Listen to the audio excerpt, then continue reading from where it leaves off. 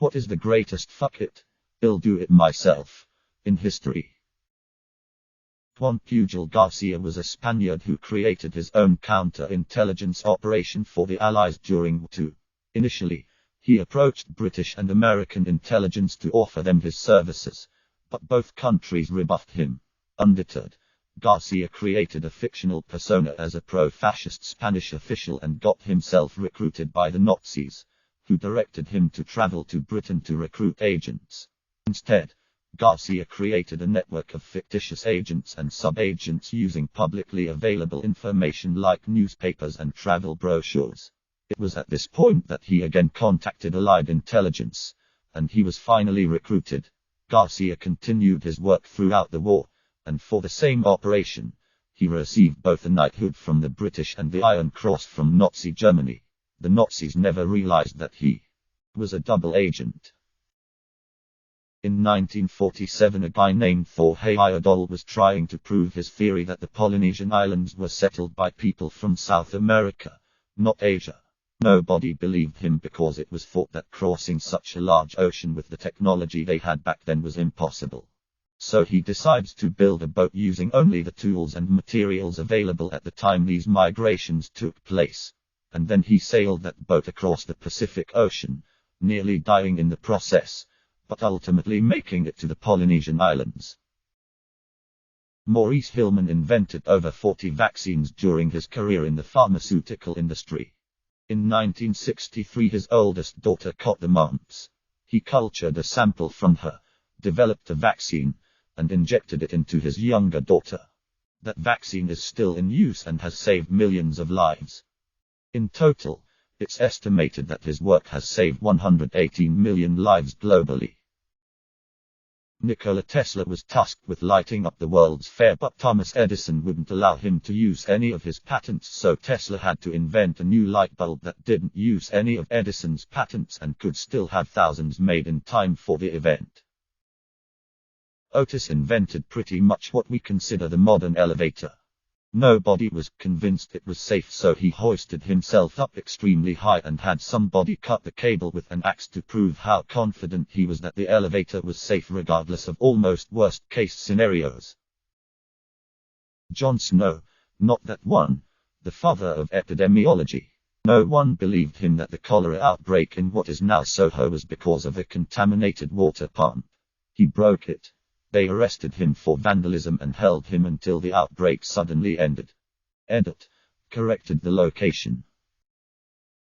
Perhaps when no one believed Barry Marshall that H. pylori can cause stomach ulcers, so he thought, screw it, I'll test it on myself, and ended up getting the Nobel Prize. Edit. Wow, I did not expect this to get so many upvotes. Also thank you folks for the Bow Awards.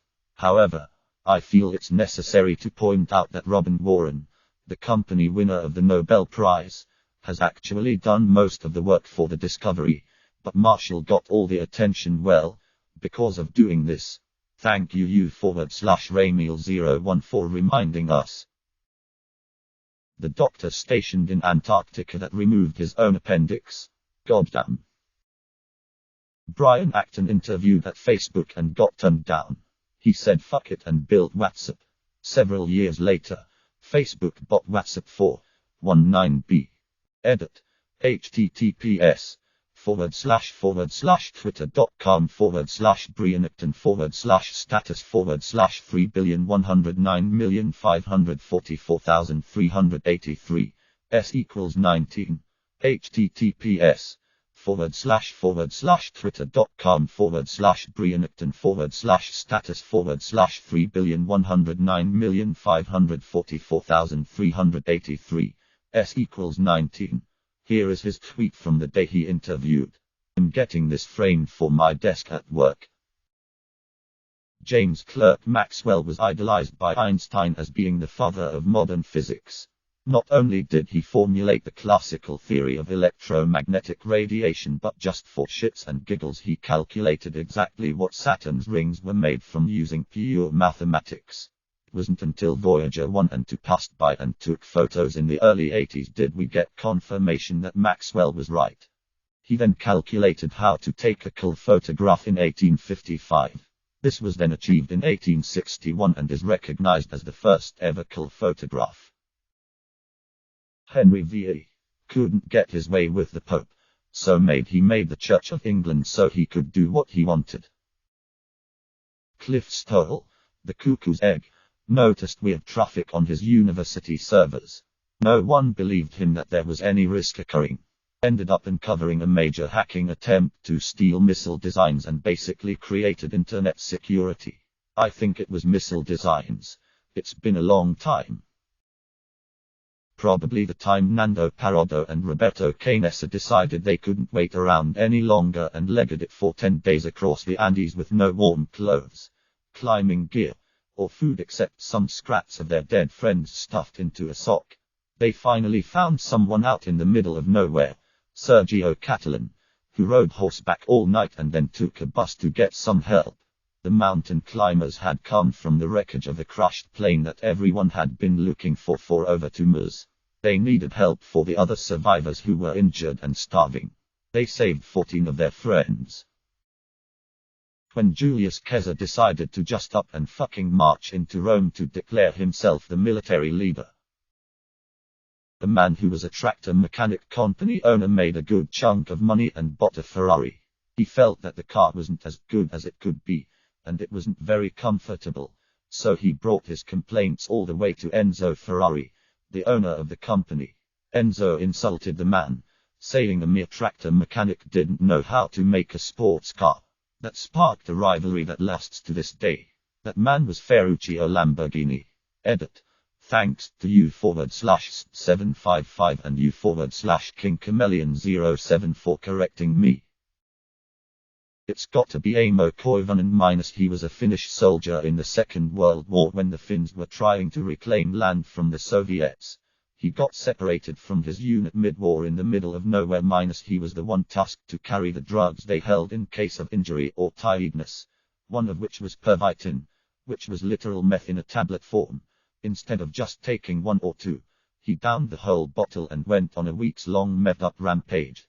He got hit by a landmine, evaded Soviet soldiers, caught a bird and ate it raw, all while on skis. He finally made it back to Finnish lines where on arrival, he weighed only pounds or so and had a heart rate of 200 beats per minute. He ended up living for another 45 years. Edit. Here's https://fedorcages.com/Amo Koivunen the Finnish soldier that survived everything / an article if you want to read more and see a pic of his unyielding stare. Not a very old story. Manji or the mountain man lived in a very remote village of India whose route to nearby was blocked a mountain and hence villagers had to climb it every time. And they had to do that daily to get essential supplies. During one of these trips, his wife fell down the mountain. He loved her a lot. He tried first to persuade the guard to do a mountain tunnel project there but to vain. So he went on alone to break the entire mountain with just an axe. He did that for 10+ years and finally succeeded. There is a Bollywood movie on him too, titled Manji, the Mountain Man. When Nintendo turned down a collab with Sony, then Sony said, "Fuck it, we'll do it ourselves." The rest is history. During the American Revolution, John Paul Jones sailed over to England to burn down British naval ships. He succeeded of course, and made back safely. After the revolution he was even pardoned by the town that he burned most of the ships in. Donald Knuth is one of the big names in computer science. Back in the 1960s he set out to write the definitive texts on computer programming and analysis of algorithms. The first 3 volumes came out and he started the 4th in the early /mid-1970s. He was unhappy with how the newer printing / editions were typeset and so he took a summer to solve that problem. A decade later the 4th volume still had not been completed, but as a consolation prize we got TeX, later extended to the more commonly used LaTeX. Without question the most comprehensive and powerful language for creating documents with heavy technical requirements. It is a strange mix of a markup language like HTML and a compiled language like C. It is Completely free and has been for well over 30 years and is probably the most bug-free piece of software I've ever seen. Certainly for its size and scope, there's not much out there of comparable quality. There is literally no mathematics that cannot be properly typeset in text/latex. Its default style is instantly recognizable to any working mathematician. It is used across nearly all STEM fields, and there are hundreds, if not thousands, of journals that only accept manuscripts written in latex. It wasn't until the early 2000s that drafts of the fourth volume started to appear. Nobody has seemed to mind. George Clooney bought his own spy satellite to prove the alleged crimes of an African warlords because nobody else would. Desmond Doss single-handedly saved from 50 to 100 men up on Hacksaw Ridge in Okinawa. His company was ordered to retreat when they were attacked by the Japanese, but instead he said not, stayed up on the ridge alone, unarmed, and dragged as many soldiers as he could to safety without any help. Even when he was shot by a sniper and riddled with shrapnel, he made sure they took another guy down the hillside before him. Leroy Jenkins. Closest I can think of is Erwin Rommel during the Blitzkrieg, seeing an opportunity to make an exploit and instead of waiting said fuck it and charged 200 miles into French territory. The dude in the war with wounded fingers. The doctor wouldn't amputate them, so he bit them off himself. The guy who started FedEx wrote a college paper about a nationwide overnight shipping company, and got OC, started the company anyways. Later, after he started it and it was struggling, he couldn't get a loan and the company was almost bankrupt, and he bet next week's payroll at the casino on roulette and won. Also got a silver star in the Vietnam War and now company owns the Washington Redskins, the latter often viewed as the biggest failure in his life. Subscribe, like and comment if you hate outros, begging you to subscribe, like and comment.